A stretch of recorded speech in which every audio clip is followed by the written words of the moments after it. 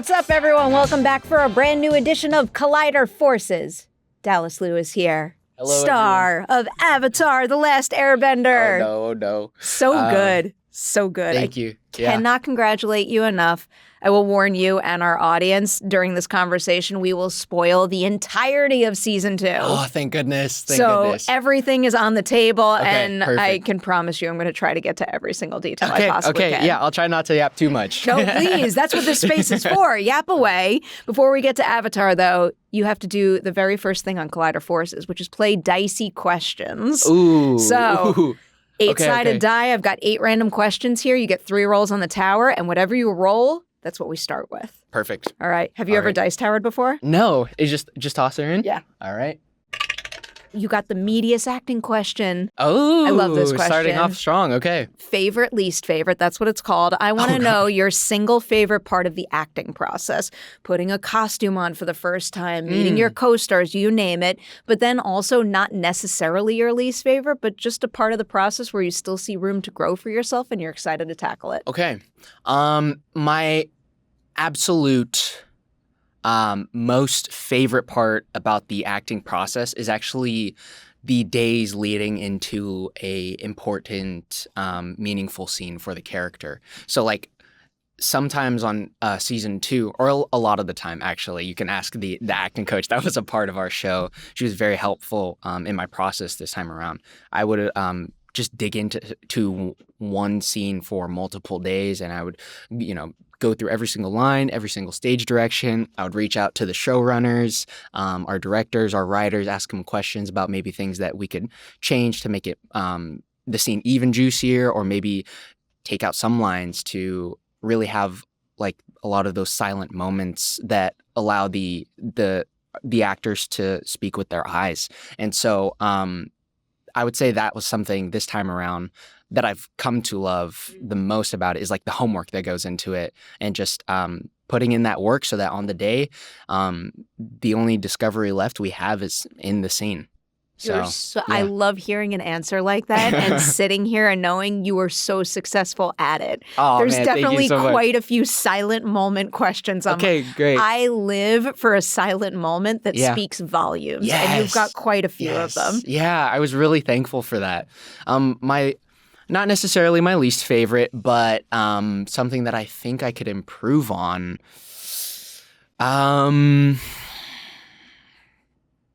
Honestly, like turning off my brain after work is over.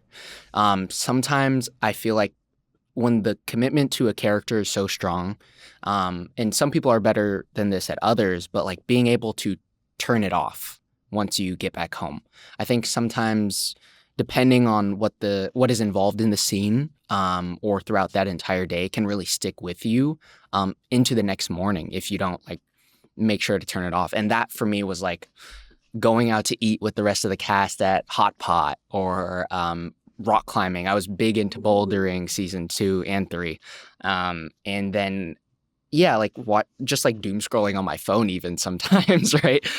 Something that's personal to me that the character that I could not connect to the character at all. And so, even during like my lunch breaks, I would just like go to my trailer and then lay on my side like in fetal position and just, watch basketball videos or football videos. I get it. I mean, even in the line of work that I do, I can lay awake at night thinking about everything that I did during the day. Of course. That's kind of why I like scrolling on social media. Yeah, and thankfully, my my algorithm is a very healthy balance of movie clips and cat and dog videos, so I'm in safe territory over there. I'm a little more on like the brain rot train. Oh, okay. But believe it or not, the doom scrolling is good for me. Sometimes, yes. I do appreciate it and welcome it. Yeah. All right, you got your second roll now? Okay. This is so much fun. Yeah, I'm curious to see what you get next. I want you to get one of my sillier questions. Number one. This is one of my personal favorite questions because my favorite genre is horror, and my favorite horror movie of all time is Scream. If the topic is Scream, I can only be asking you one question. Absolutely. What's your favorite scary movie? Okay. I'm not a horror fan, but I do watch a lot of scary movies because I think there's a lot to learn from them in the performances. So, I'm going to start with number 2 just because I just watched it. Silence of the Lambs. I actually watched that for the first time at the Metrograph in New York with Elizabeth Yu. And it was like, I watched those prison scenes and it felt like so similar to what's his name? Hannibal Lecter. Hannibal Lecter's prison scenes as well when she's involved with Long Feng. So that was a ton of fun. Oh, that's cool. Yeah. I think there was a little bit of inspiration there, but I'm not going to speak too much on it. That's for her. But that was really cool to see. But the scariest movie I've ever seen that I will probably never rewatch, actually, is Incantation, the Taiwanese horror film. That scared the living crap out of me because I was watching that in a surround system theater at someone's house, and the chanting and all of that. And it was like very emotional too. Like I found myself bawling at some points in the story and I could not believe it. I get that your Incantation is my Martyrs. Okay. I've seen it once. Don't need to watch that again. But I will definitely give it all of the credit for being incredibly effective. Maybe too effective for me personally. Right. You've never done a horror movie, have you? I have not. It's something I'm absolutely open to. Okay. Yeah. I like this idea. Trey Barker? For real, like dudes just racking up projects left and right also. Yeah, I assume you've seen Obsession then. I've seen Obsession, I've seen Backrooms, All right. and they were Essentials. both wonderful movies. Okay, yeah. good. I'm glad you're seeing the most important recent ones because Absolutely, they you are have something to. else. Yeah. Third roll in the tower now. Okay. 6. Okay. I love this question. This is our zombie apocalypse question. Awesome. Let's say you are on the set of Avatar: The Last Airbender, and suddenly there's a zombie outbreak. Okay. You can pick 2 co-stars to team up with. Who do you choose that you think would give you the best chance of surviving the outbreak? I got a lot of love from my Avatar cast, so I do see myself maybe sacrificing myself to get them out. Doesn't surprise me for some reason. This is tough. I can see you doing that. Gordon's like my little brother that ended up becoming like a real life friend to me as well. Ian Owsley is Ian Owsley. Don't have to speak too much there. Like, I think everything that you've seen on social media of the two of us is just a little speckle of dust into what our,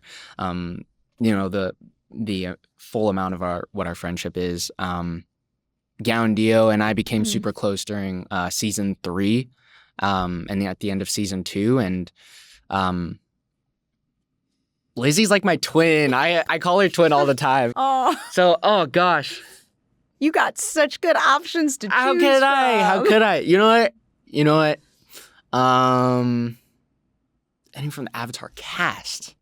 Oh, you want to pick from the crew too? No, I mean, I'll give the crew a shout out happily. Okay, yeah. You know what? Shout out to Jesse Props. He was like the chillest guy on our show.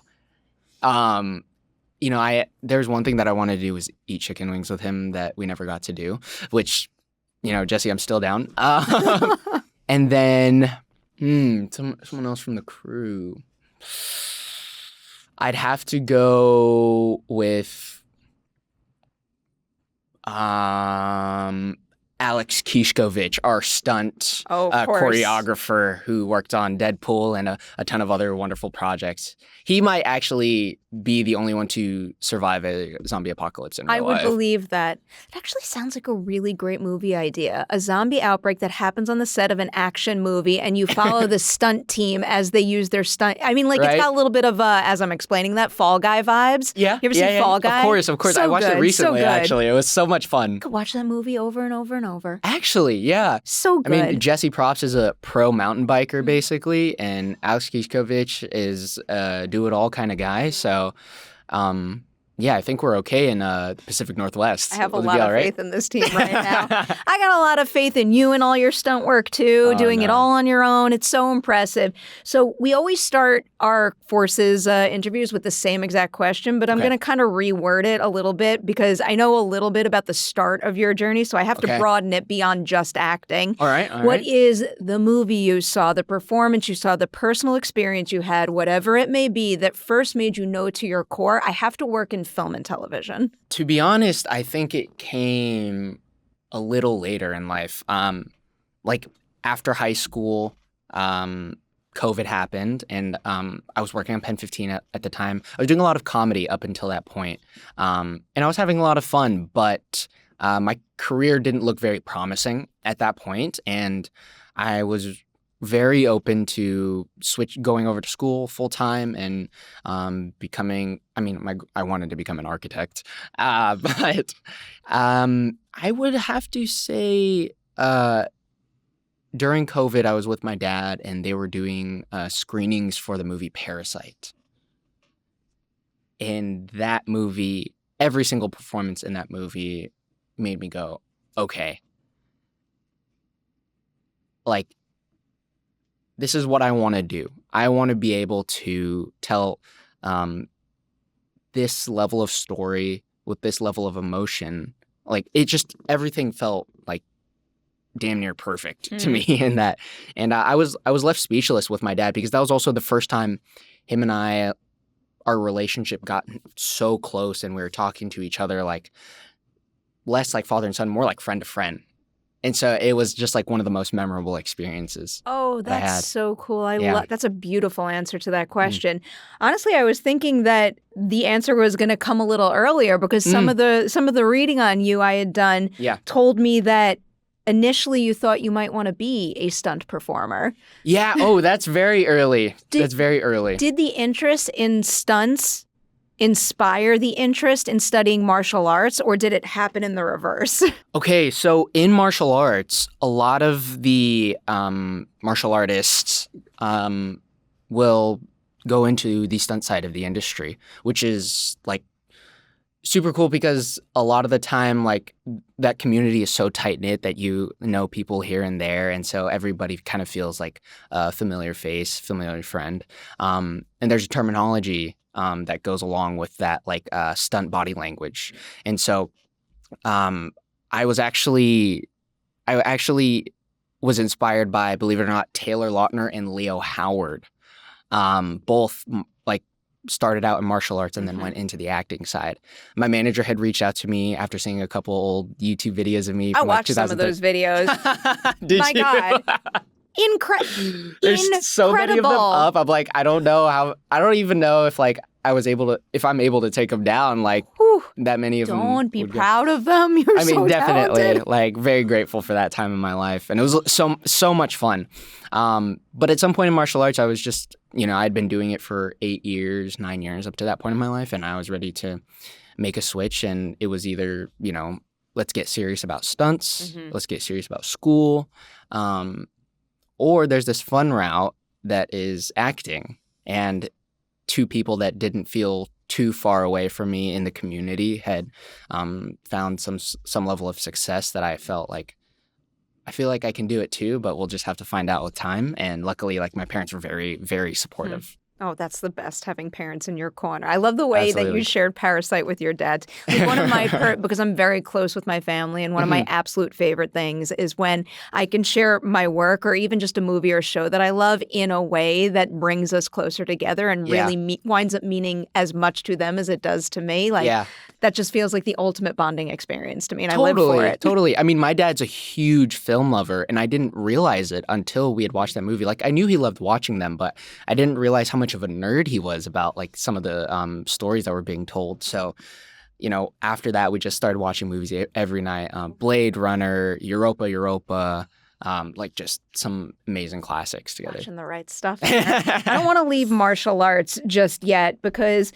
I played a lot of sports growing up. The only one that I really keep up with anymore is golf. And I love thinking about this because I love talking to someone who does any kind of athletic and figuring out kind of, I don't know, what scratches that special itch for them. Like when I think about golf, there's something about when the club connects with the ball just right. And like you could practically feel it in your hands. You could hear a certain kind of ping when the ball connects with the club. And like I feel like when I get it just right, it gives me chills. Yeah. When you were growing up and fully focused on martial arts, is there any specific thing that gave you chills like that? Practicing martial arts. Well, like on the performance side of martial arts, there's a performance side and then there's an actual combat side.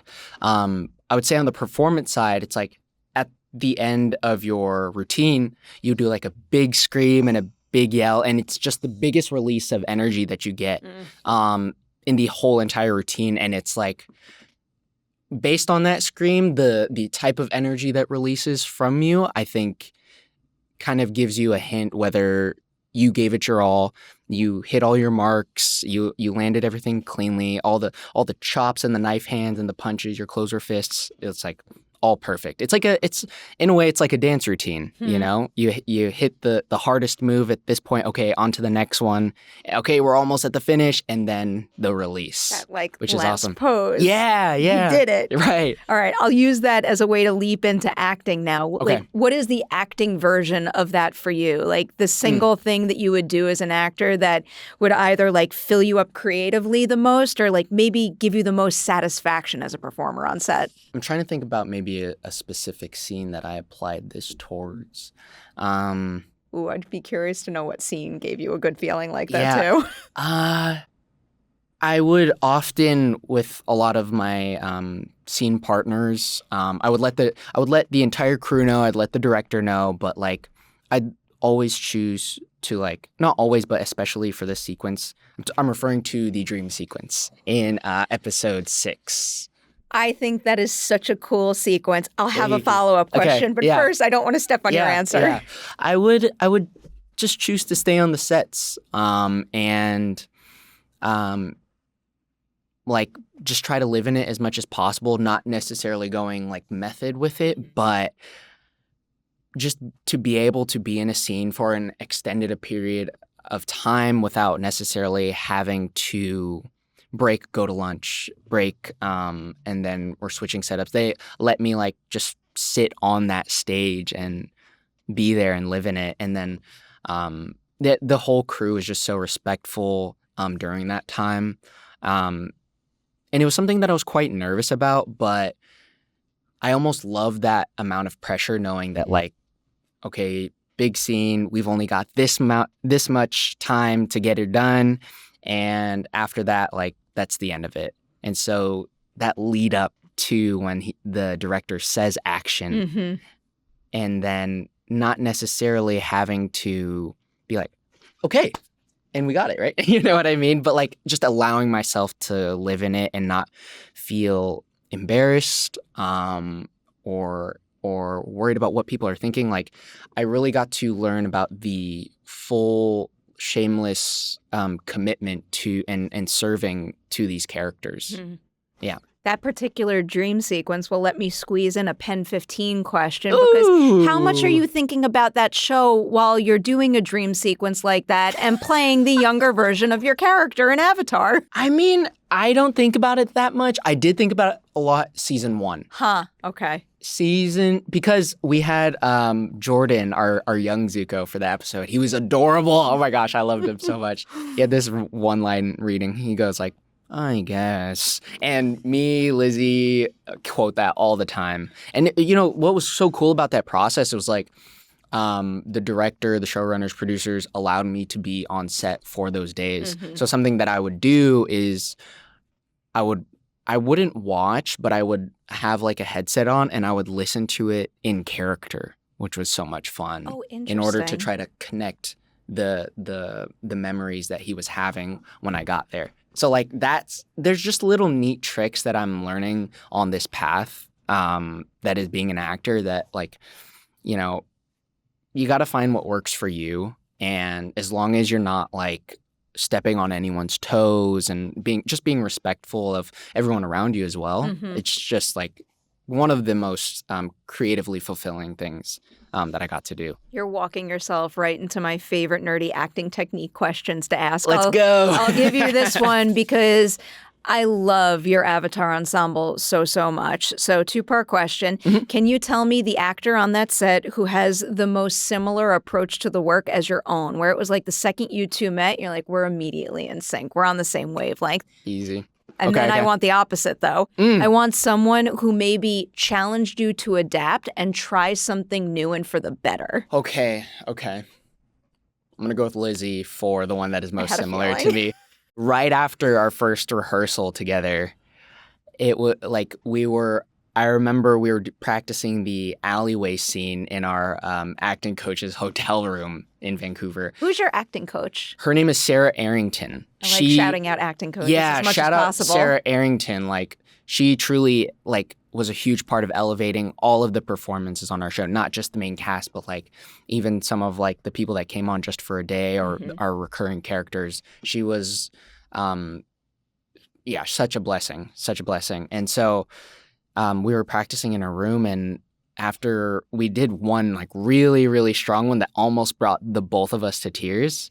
And on the car ride back, I was like dropping her off at her spot, and we were like, I've never really like gotten to like have that experience where you look in someone's eyes and they're willing to go there with you. And that was one of like the biggest compliments that I received, because I'd also been looking for that for so long. Like, not that I haven't gotten that before, but like to have a, another actress that is of similar age, is also somewhat new to this space and just wants to go all out and just try hard. Like, let's make something awesome out of this. She was wonderful. Someone that challenged me, I think, who did I get to interact with? Who else did I get to interact with season 2? I think, I don't know if it was a director. No, not an actor, but maybe a director. I had worked with Jabbar previously on, I can't believe I'm admitting this. I can't believe, Jabbar had directed the second block of our episodes in season 1, and he's now showrunner, post-production director, VFX director, like all of these, top dog positions. He's great. But I was really nervous coming into season 2, and it was my first 2 days, and we're shooting most of episode 1 and 2 for me in those 2 days. And I remember like how quick he would move, and that was terrifying to me, just because I love to live in it. I love to sit in it, and sometimes that's not always what is necessary for a scene. I mean, I look back and watch it and I'm like, oh yeah, that makes so much more sense than what I was thinking on the day. And that's where that like collaboration happens. But I remember like being like, okay, he moves quick. Holy cow. Okay, we got to get this like 2 to 3 takes, and then we're on to the next size. We're on to the next shot. We're on to the next scene. And I think that taught me like to relax, but also use that energy that you're feeling under that pressure and just embrace it.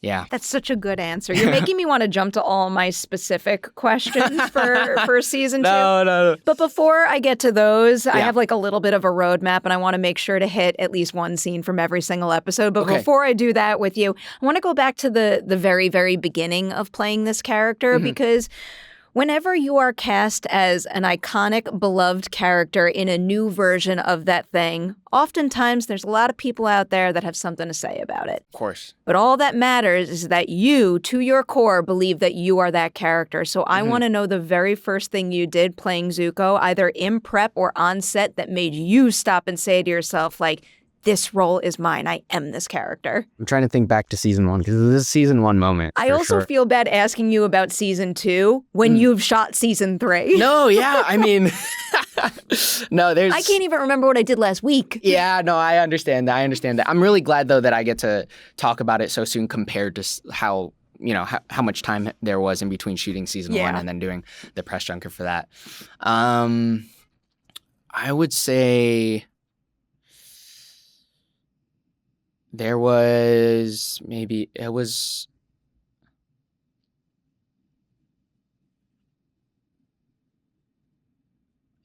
my I think my first day on season 1.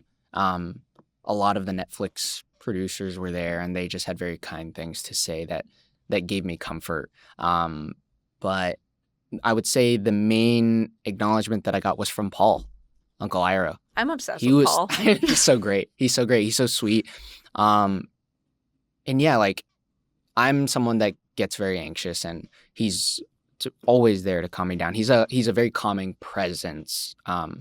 Whether it's we're in the middle of a shot or in between, and we're hanging out in the green room together, he's like a genuinely like relaxing presence. So much so that I might lose focus sometimes, He's got that effect in the show too. Whenever Iroh pops up, I'm like, I feel good in this space. Like, right. I'm just glad he's here. And also, even when we did the Paley Fest panel, like something about him, he's just like, I don't know, like oozing enthusiasm and warmth, it seems, everywhere he goes. Yeah. I love that quality. Yeah. I mean, it was just the acknowledgement from Paul, I would say, that like there was no doubt in his mind that I wasn't good enough to like not be there. Did I say that right? Yeah. Yes. I think so. Okay. Yeah. I love that you two also have so many great scenes together this season. Yeah. Before I get to my roadmap, though, I apologize. This is going to be a long and rambly question because I was reading a bunch of interviews you had done for season 1, and this one particular thing really stuck out at me.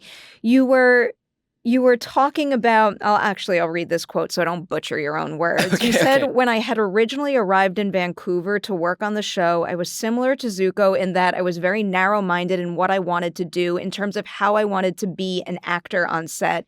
And then you kind of went on to say, like, at the beginning, your mentality was just like, do my job, go home, rest, and focus on the work. Yeah. And then ultimately involved in wanting to open up your heart to have this experience with the rest of your cast. Yeah.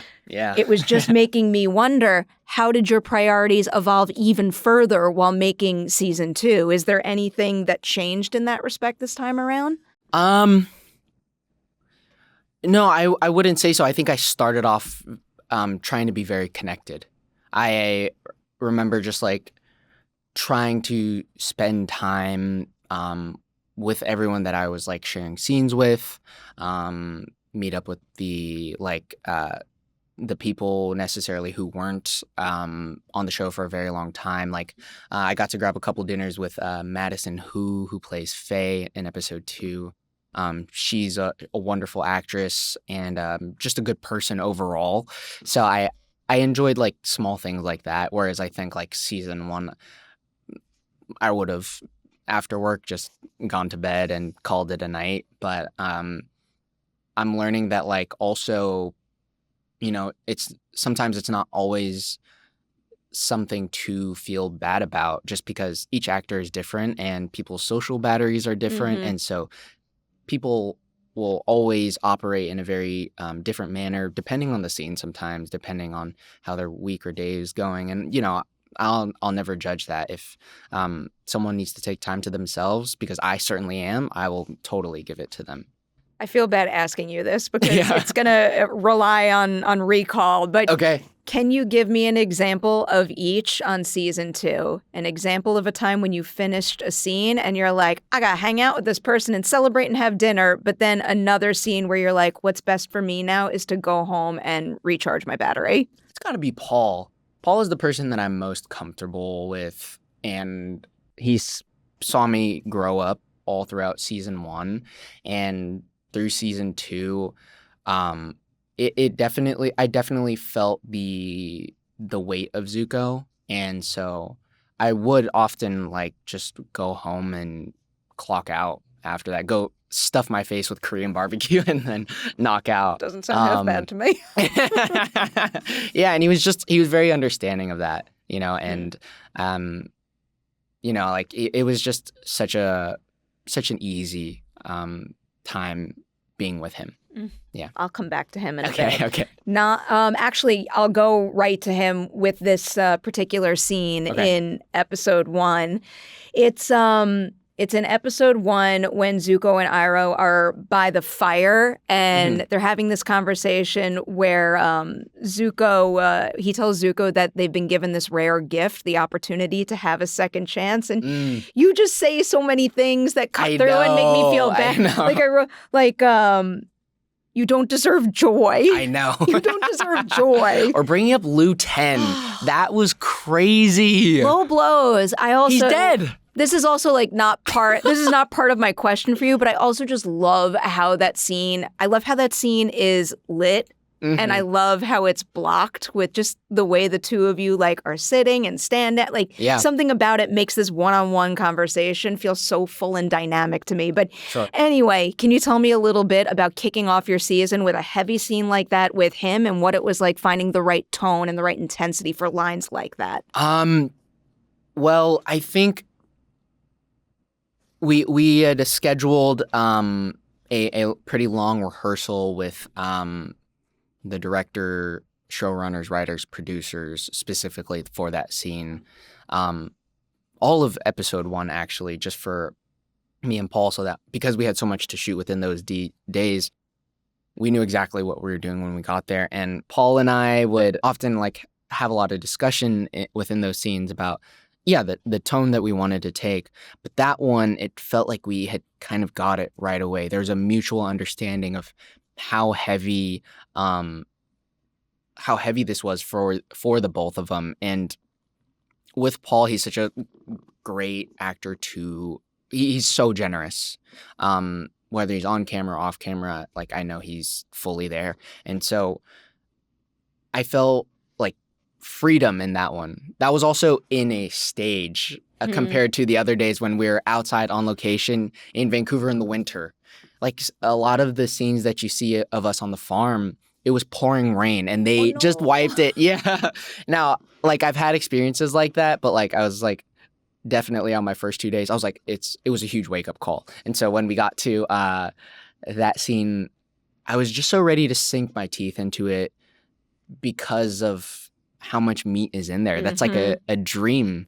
And I think it's easier to lash out in anger and hate and negativity than it is to open up emotionally and be honest. So, yeah. You hit gold with this season in terms of complex moments that let you tap into all the layers of being angry and hurt but wanting to be better. I'm so impressed by it all. Well, that scene I feel also gives the audience such a strong indication for the tone of the rest of the season. And also with Lizzie's scene with DDK when they're in that war council meeting. There are very specific scenes that really ground our show, make them feel honest, human, and that was honestly a dream. When I got to read that, I was oh, thank you, God. I do not blame you one bit. So this is going to be the first of many questions where I get hyper specific, maybe too specific, but this brings me to one of your scenes now with Faye in episode 2, and I'm going to zero in on one particular thing that you say. She is telling Zuko about what happened to her family, and at one point he says, "I'm sorry." And it's only 2 words, but it's a situation where it's 2 words that have to speak volumes. They have to feel sincere. They have to reflect the complexity of his past, but also where he wants to go in the future. Yeah. Can you tell me about nailing those 2 words in a way that makes me feel it all? Because I think you do it. Thank you so much. I will say as an actor, but also as someone who loves to watch movies, when actors have those very short lines that are supposed to speak volumes, you definitely feel the pressure, especially after Faye tells Zuko about her experience with the Fire Nation. It is devastating. And again, I would say I got to work off of Madison. she gave me everything she had off camera, and like you can, when you're in the character, you can feel it, and I could feel my body cooking, and it was just, I think it was everything that I have wanted to do as an actor. Like, I think sometimes, like in recent years, you get a lot of exposition in a lot of different projects, but specifically with Zuko this season, I just got to be there in the scene and live and breathe, and that was one of those moments where Zuko got to feel. So, yeah. You make the most of so many of those moments. Some of that answer is making me want to ask you this question, and it also kind of ties into one of the next questions I'll have. But that material with Faye I find so interesting because for the bulk of your run on this show, you've mainly, been very mission focused or surrounded by the same people, and suddenly you're with someone brand new. And I also love how you can prep for a scene, but your scene partner can help you find new layers in your own character. So can you tell me something about her that maybe brought new layers out of him that you didn't even realize was there? Like sharing Zuko with a brand new character who was never in his life and didn't really know his history before. Yeah, I think Faye felt similar to, I think Zuko felt very, I think you would relate to Faye in a lot of ways just because of that protective layer that she had at the beginning of the episode. And then slowly, more and more, the wall was coming down. And I think when Zuko felt that with Faye, it made him very, very gentle. And like that was something that I learned through acting with Madison, was that, I think she herself is a very gentle person. And so when she brought that to the character of Faye in our Zoom audition, like I knew it was her like right after that. Like the casting director and all the other producers like, so what do you think? And I was like, I think, I don't want that responsibility. That's hard. Like casting a whole character on the show. And not that I was, but like, I was like, she was my favorite to work with because I could feel the energy through the computer screen. Yeah. You feel it when you're watching the show, too. Like, one of the things about acting that will forever wow me is I'm always impressed by the main ensemble, but I'm also incredibly wowed by someone who can swoop in for a single episode and, like, still make sure that I feel the electricity between them and, like, the other mainstay characters and also still make me believe that, like, they have a full world. Even though I only see them for this much, they have a whole life and they're a full living, breathing person. Yeah, Madison and Ricky was his name. They were so good together, and I think like one of my favorite shots from that, one of my favorite scenes from that episode was when Zuko hears about the Avatar and he's about to head out. The take that is used in that episode is actually our rehearsal take. It's funny because like I couldn't get the door open on the latch that take, and I was like, oh no, we're using that one? Because we did a bunch after, and we were short on time, so it was raining a bunch, but the door didn't open, and then I had to force it open, and then there was this huge gust of wind. They like had 3 fans out there. They're just shining bright white light. Like, it was super cinematic for no reason. I mean, not that I was expecting. And that kind of made the moment in a weird way, because I talked to Christine, our showrunner, about this, and she said like that was the universe telling Zuko to stay. This is good for you. And so it doesn't open, and then I force it open, and then it's like, and like you have to no matter what, like as an actor, you always have to take rehearsal seriously. And so I was fully there, and it just ended up being one of the coolest things that I got to do season 2. I love unexpected like movie magic moments. Yeah, like right, that. right. It also very heavily, I think, things like that, like not being able to open the door perfectly on the first try. Right. It like contributes to making this fantastical world feel even more grounded and real. Absolutely. Because how many times have we all done that? Jumping to later on in that episode, because I believe this is the first time where we see Zuko and Azula together.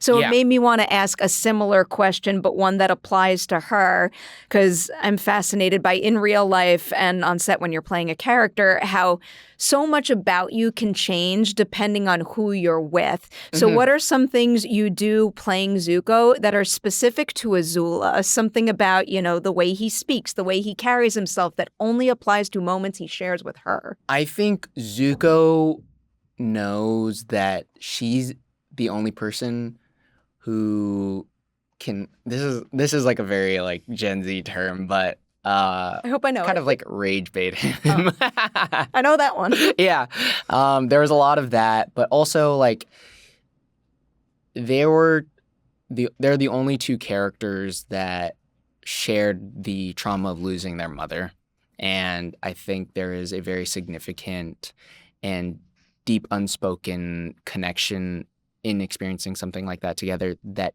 goes unspoken, that where they look at each other and every time they see each other, they know what happened.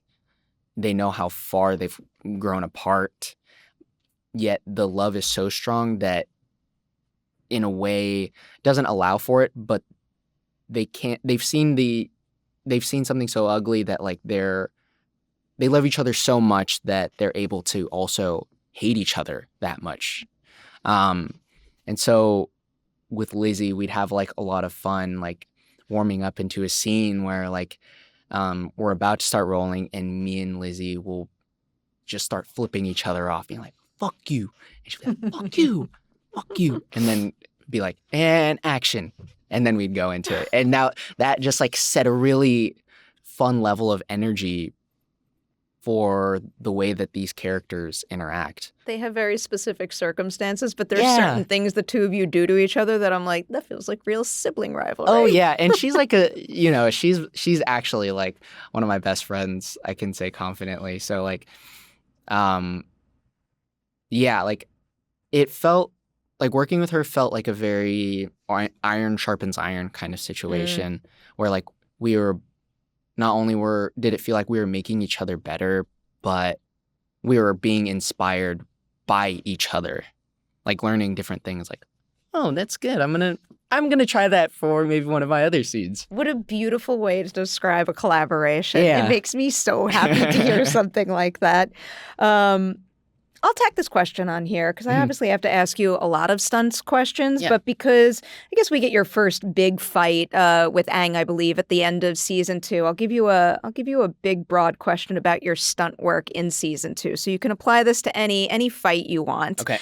What single move was, I guess, the most satisfying for you, where you always looked forward to getting to do it, but then can you also give me an example of the specific move that would trip you up the most and it took the most work to master? Okay. I would have to say the move that I was most excited for to just do over and over for setups, size, no matter what, was the like little breakdance move that Zuko does in episode 7. Exactly what you're talking about. So that was something that we were actually trying to implement at the beginning of season 2 in the fight with Aang and Azula. The original plan was like Zuko actually gets blasted out of the alleyway after he gets in her face, saying, I'm more powerful than you remember. And then she would start firebending at him, and then he would showcase that breakdancing move right there. But it didn't make it, so we're like, this move is so cool that we have to implement it somewhere in the show, anywhere. But as you know, Zuko doesn't use his firebending at all for the rest of the season until the Crystal Caverns. And so I was like, it's right here, guys. This is too easy. And it's against Katara, like right before the iconic line. Are you kidding me? Are you kidding me? It's real. As I was asking you that question, I started to panic because you have so many cool moves. I'm like, he's going to say something and I'm not specifically going to. The second you said that, I'm like, I know exactly what you're talking about. So good. So that move was definitely like the most exciting just because I had rehearsed it so much at the beginning. I was familiar with it and we used this really cool spinning rig. And I feel extremely comfortable like with this our stunt guys, the guys like hand pulling me. Shout out to that entire stunt team. They're super professional, super fun to hang out with. So well done. Yeah. So well done. I'm glad you used it right there. That feels right to me. Yeah, and I think the one I was most nervous about was the Blue Spirit Painted Lady sequence in the Fire Nation refugee village. So good. Dude, that was sick. And so I mean, there's just so much fighting in that. There was a lot to memorize, a lot to rehearse, and naturally, with shooting action scenes, there's going to be stuff blocking-wise on the set that will change. We made it like a very, very slight adjustments, but we did like one full takes from top to bottom of that sequence. That was just so tiring, and the whole stunt crews involved. There were guys like hitting scorpions, just falling flat on their back with no protection. Like they were going full out for this. And I'm in the mask, so I can barely see as well. So I'm trying to figure out, okay, this is Brendan, this is the move here. But it's a long sequence, and so that was like, I would say the most challenging because we would do the entire sequence from beginning to end. Doing it that way paid off big time because one of the things that I very vividly remember about that particular sequence is how much I appreciated longer shots. Like there's so many shots where we can just like live in that particular like movement. Yeah. And I feel like that again heavily contributes to making the fights feel real when it's not over edited. Absolutely. So impressive. Even like a lot of the dialogue scenes as well, like I know Jabbar and Christine wanted to just let the audience sit and watch the characters live. And so when I was like, we get to do this for a fight scene? Okay. Like, I really got to be on top of it. It's not like a special close-up on like one specific move.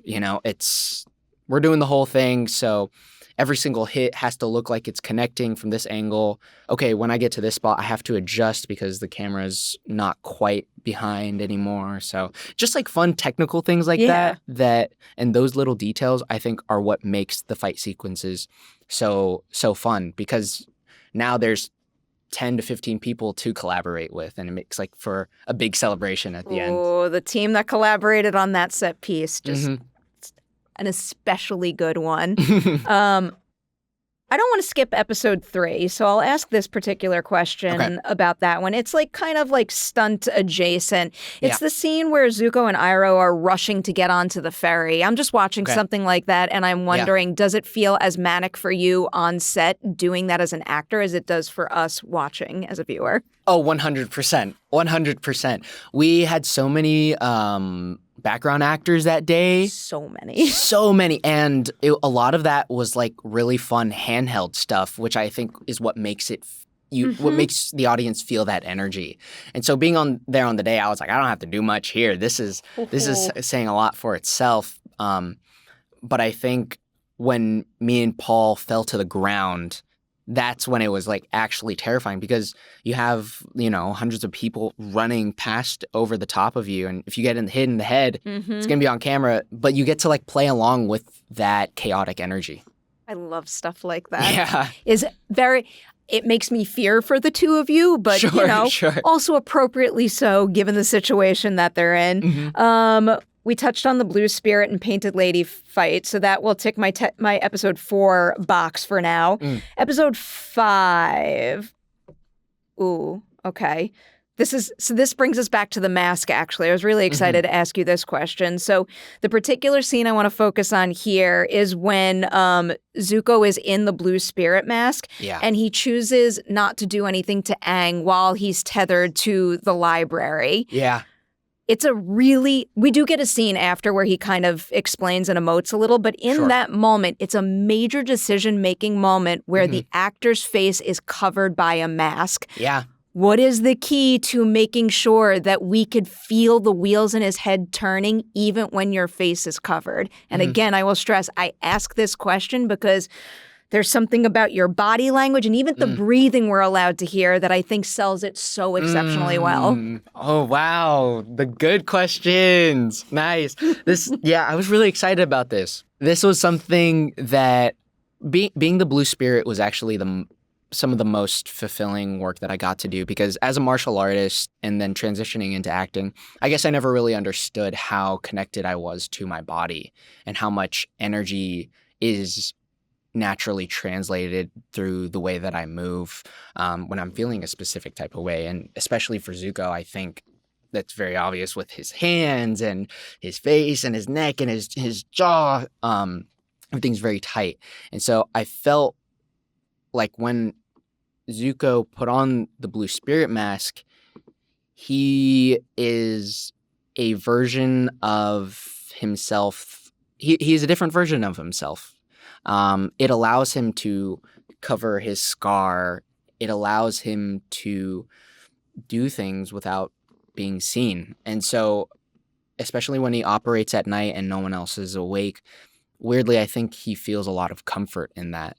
And I think especially in that scene, the body language was probably the most important part. How are you going to, like, that experience? I know for Zuko especially, he's containing so much emotion right there, coming face to face, and it's a freebie for him. And that decision to not sent him obviously into he didn't need anything physical this time. That alone, coming face to face with the thing that he's always wanted, is what changed his path for season 2. So impressive. I loved the scene that came after too. Of course, but of course. I'm always like jaw on the floor when an actor can say something without saying anything at all. Yeah, it's so good. It's so much fun to be able to do that and tell a story with your body. Yeah, it's gosh, I love it. I mean, it's actually like what's gotten me really interested in theater as of late. So yeah. Do you have stage ambitions?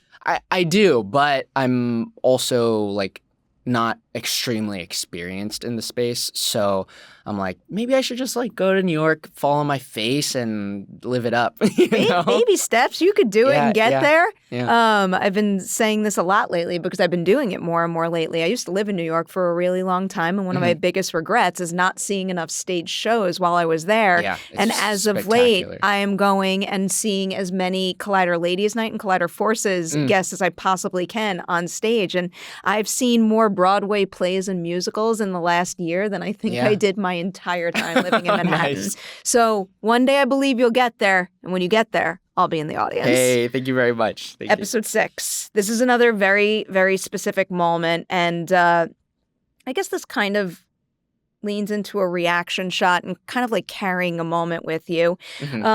It's a scene where Iroh catches Zuko leaving to be the Blue Spirit.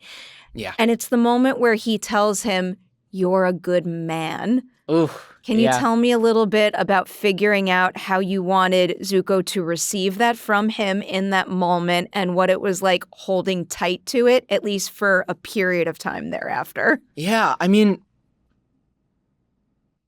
on that day specifically, we were shooting so many scenes that there wasn't a lot of like turning off, and for most of the day I'm fully the character, and so I think the writing in that scene, I think the atmosphere that was created in that small space of our little home in Ba Sing Se, I think all the scenes that we shot before that allowed for that moment, for that scene to do all of the work.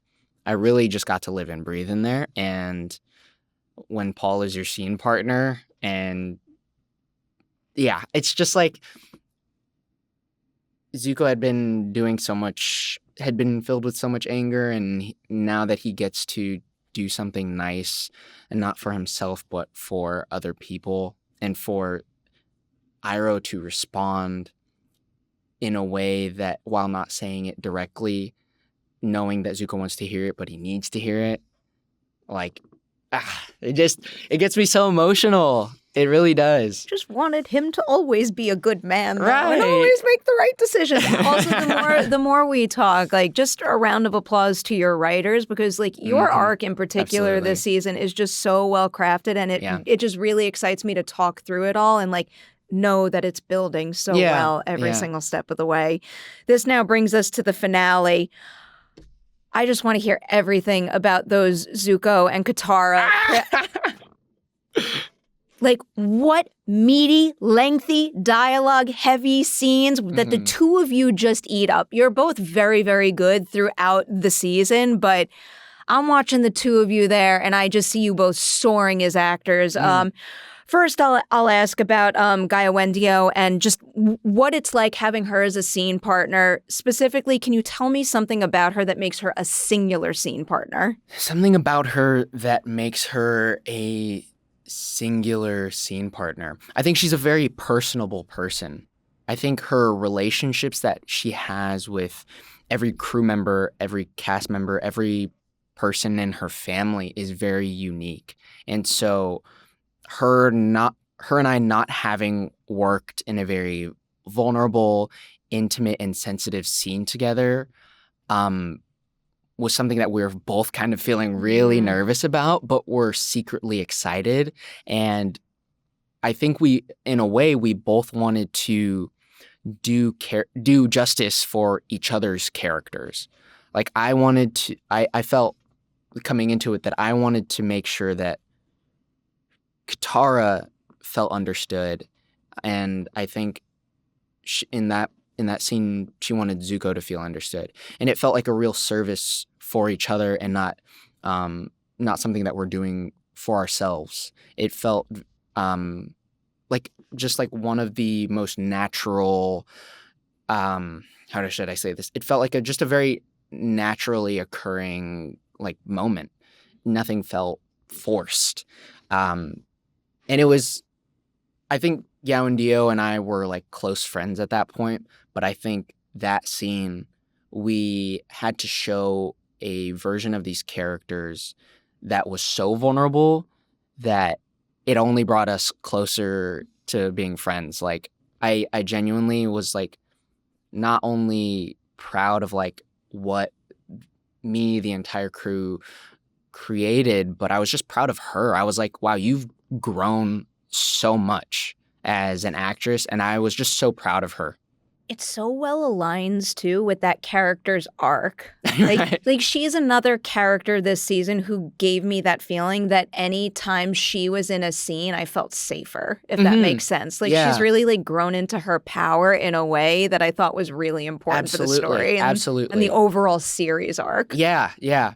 Like, I remember we spent, I think, either, like, most of the day or just the second half of the day, like, working on all the dialogue that happens in there. And we got to do it in chronological order, which is such an opportunity in making TV and film, you know?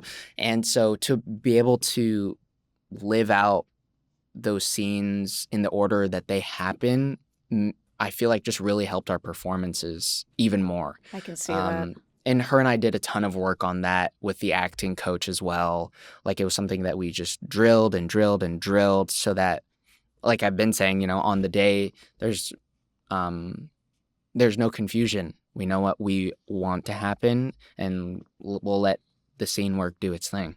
Crushed that. Thank you. Next question I have about it is a little more of a theory question, but given the decision that he ultimately makes, and I know there's a very important conversation with Azula that happens right after this, Right. do you think there is anything else Katara could have said to him in that cell that would have inspired him to stand his ground and make a different decision ultimately? In our show, I don't think so. I don't think so. She gave it everything. Yeah. I mean, and for Azula to decide to be vulnerable probably for the first time in however long in her life with Zuko in that moment, I think was convincing to Zuko. It was a little scary, but they saw each other in Cootie Village, but prior to that, they hadn't, and even when they did run into each other, they didn't bring up Mom.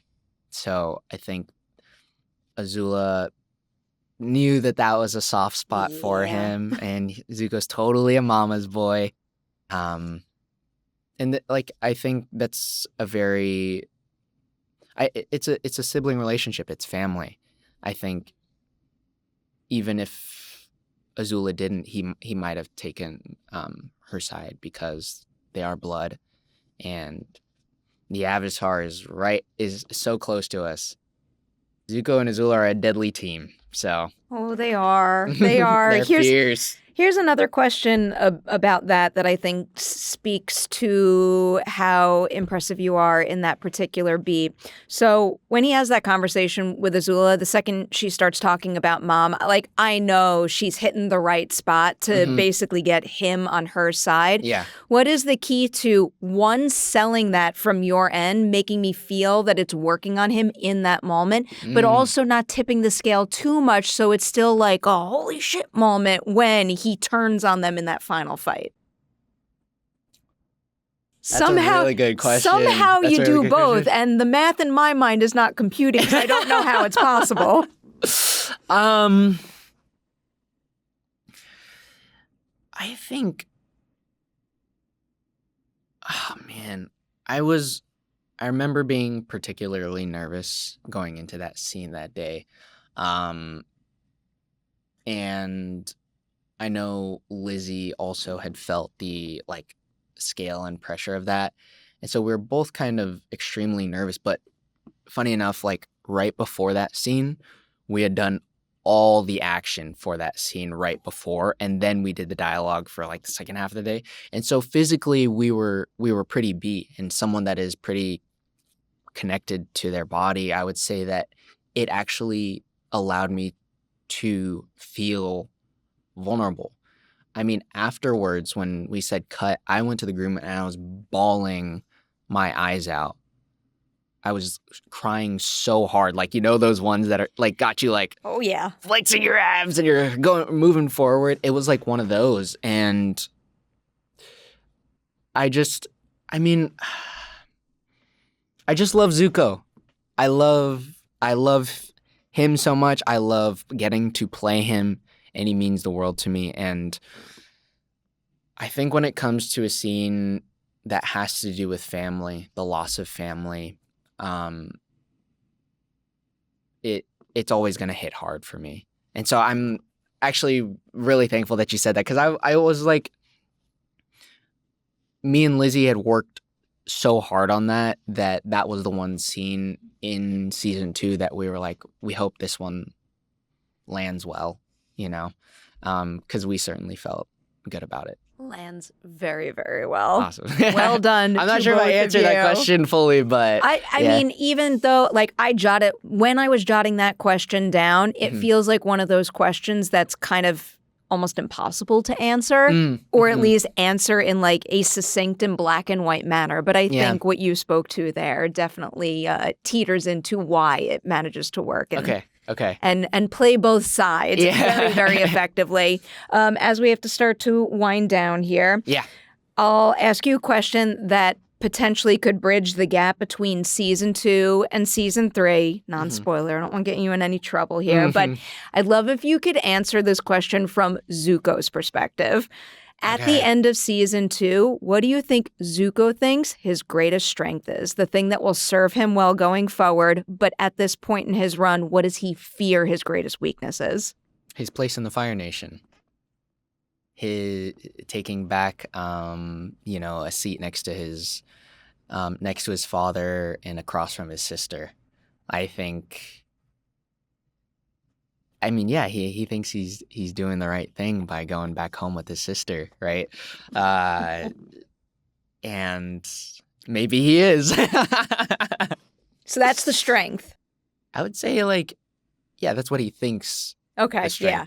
Is. That's what I stressed. What he thinks. Yes, what about what he fears his greatest weakness at that point could be? Azula. Makes sense. Azula. She's Scares terrifying. me. Yeah. She scares me. Terrifying. I don't trust anything she does ever. She is so scary. All right, I'll ask you one more tease question. Mm-hmm. We'll tread lightly with this one. Okay. Can you tease something that you managed to do making season 3 of this show that would make 2021 Dallas first making season 1 go like, my God, I cannot believe I'd be capable of doing that as an actor one day? I don't say this often, but I feel really proud of my work in the first couple episodes of season 3. I think like that's something I'm willing to be excited about to see how it comes out and after all of the revisions and editing. That one I feel good, but also the final episode of season 3. It is so special. It is so unbelievably special. I mean, I don't think this is a spoiler, but it's in the cartoon, right? Let me think. Let me seriously consider. You could also say what you want, and if we discover that you can't say it, we can cut it. Okay, Agni Kai of season 3 in the cartoon is so good that I think the performances that we get to see in season 3 are chef's kiss. Yeah. I can't wait. Yeah. This is going to feel like I wasn't listening to the beginning of that answer where you say you don't say this very often, but I swear this is always the final question of Collider Forces. Okay. Because I find that not enough people in this industry take a moment to stop and tell themselves good job as much as they should. We give each other awards, and I think that's great. We should keep doing that. But I like making people proud of what they as individuals have accomplished. So now I will ask you about that as it applies to season 2. Yeah. What is something you did making season 2 of Avatar: The Last Airbender that you know you're always going to be able to look back on and say, you know what? I'm real proud of what I did there. That's tough. I'm fighting it. I do the same thing. That's why I started to add the question to the rotation always. Okay. I think my scene with Zuko's scene with Katara in the prison cell.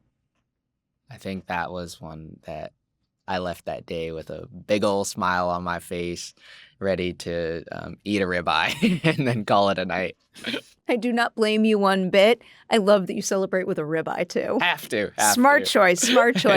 I'm going to say congrats on everything that you've accomplished on Avatar: The Last Airbender Season 2 in particular right now, and all the good that's coming your way.